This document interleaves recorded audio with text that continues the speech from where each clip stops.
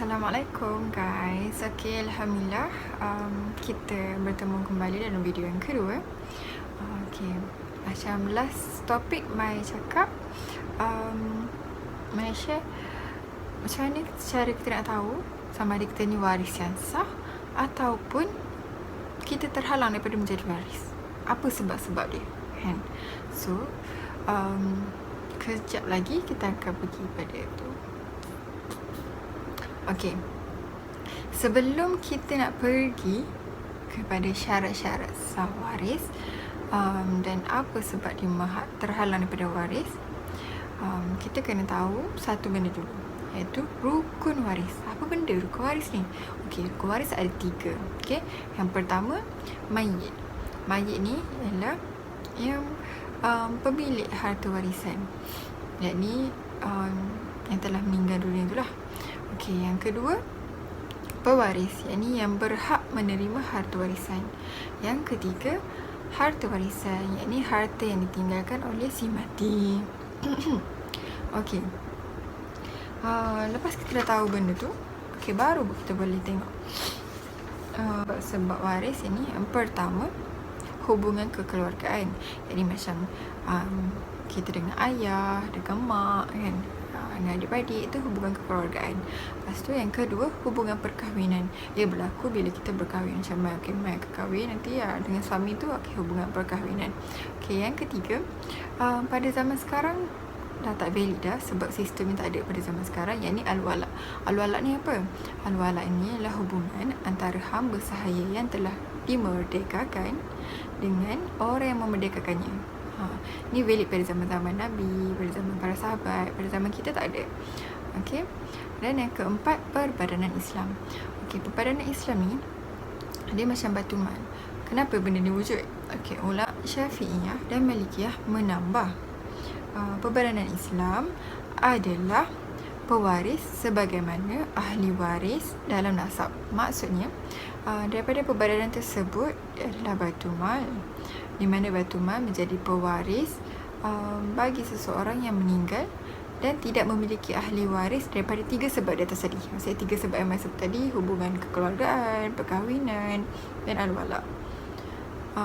Ataupun ada sesuatu hal yang menghalangi ahli waris daripada mengambil hak atas warisnya. Hal tersebut berdasarkan sabda Rasulullah SAW, "Aku adalah pewaris daripada orang yang tidak memiliki ahli waris.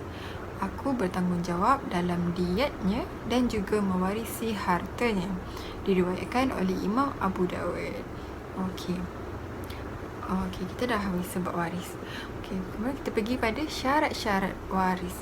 Syarat-syarat waris ialah ahli waris dinyatakan hidup ketika meninggalnya orang yang memiliki harta warisan, baik secara pasti ataupun ditentukan oleh hukum, ataupun diumpamakan hidup seperti kes bayi dalam kandungan yang memiliki hak mewarisi dengan syarat dilahirkan dalam keadaan hidup. Tidak adanya sebab-sebab yang menghalangi ahli waris dalam mendapatkan harta warisan. Ingat, yang paling penting waris tu kena hidup masa pembagian harta tersebut. Okey. Seterusnya, kita pergi kepada sebab-sebab yang menghalang waris daripada mendapatkan haknya. Apa sebab dia ni?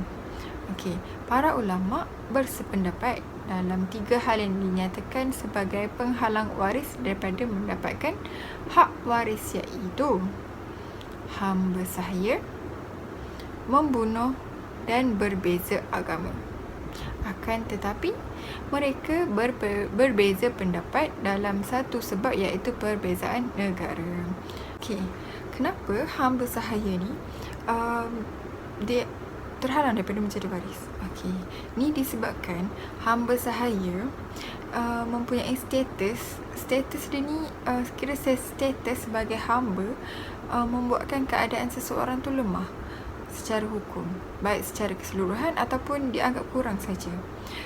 Ulama Hanafiyah dengan Malikiyah mengatakan bahawa hamba sahaya tidak mewarisi dan tidak diwarisi oleh orang lain kerana dia tidak memiliki apa-apa harta, dan terlebih lagi dia dimiliki oleh tuannya sebagai harta.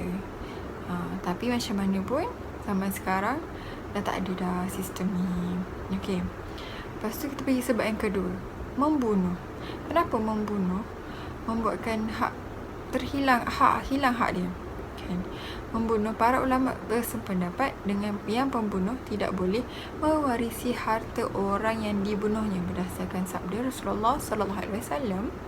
Pembunuh tidak mempunyai hak waris dalam harta warisan. Diriwayatkan oleh Imam Malik dalam kitab Al-Muwatta, Imam Ahmad bin Hanbal, Ibnu Majah, Imam Syafi'i, Abu Razik dan Baihaqi daripada Umar bin Khattab radhiyallahu anhu. Tapi hadis ni dia ada sanad yang terputus. Tapi kita still boleh ambil dia punya dia punya sebab lah kan. Maksudnya Rasulullah dah cakap pembunuh tidak mempunyai hak waris dalam harta warisan.